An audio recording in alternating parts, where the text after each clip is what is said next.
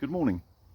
Well, you know when you go camping and you've only taken a tarp and then the weather turns awful, I just thought I'd show you my go-to setup. It's a very simple one, but it will keep the wind and the rain out 100%. So let me film a short setup video and then also show you a couple of other bits of kit that will be coming to the channel after a bit of testing.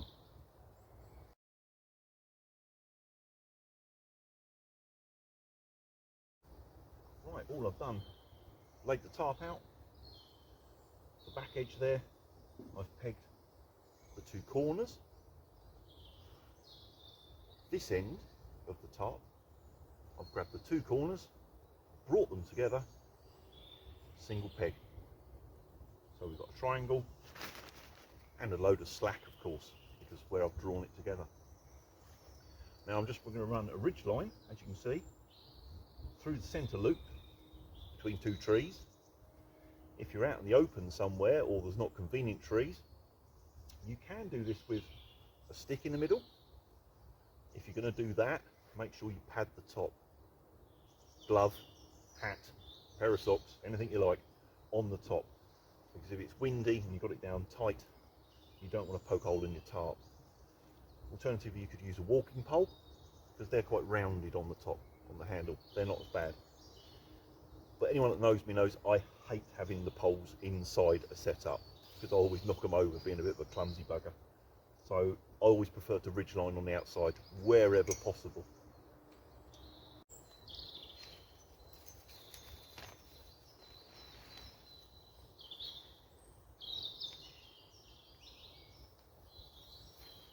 Up.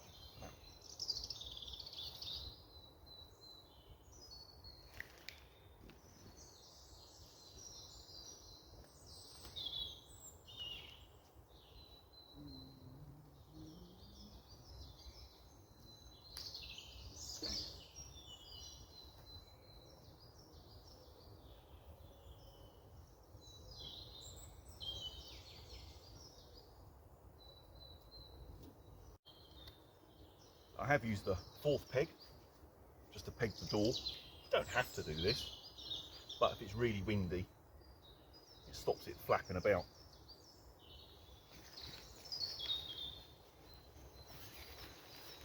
There's your entrance.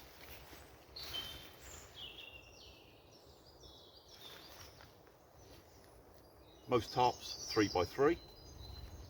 Hello Archie. So you do have 3 metres down either side. So 10 feet either side. Because of the slope, usable space about 7 feet or 2.5 metres. So you can sleep on any of the 3 sides quite easily.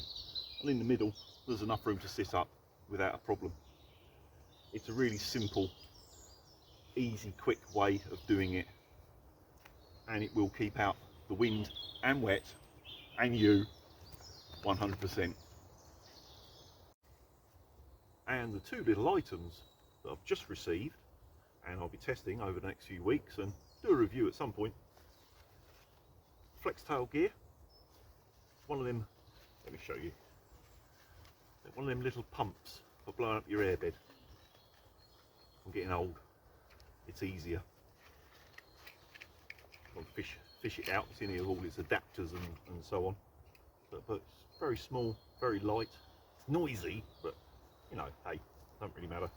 The reason I went for this one, it's got a really good LED light in the bottom, which you'll see during the review.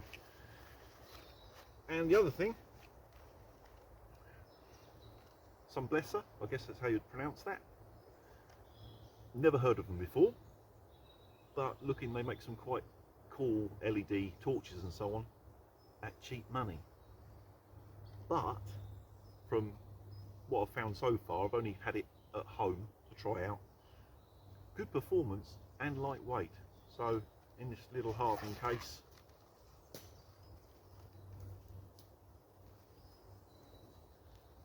got one of their head torches. They make several models, but I picked this one in particular because it's simple.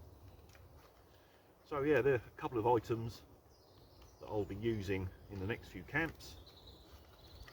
Try and get it back in the box.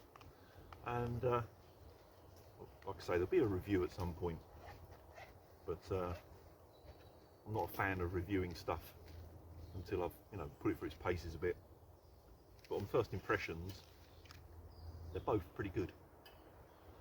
I'll keep you updated. So, just a short video, but thanks for watching.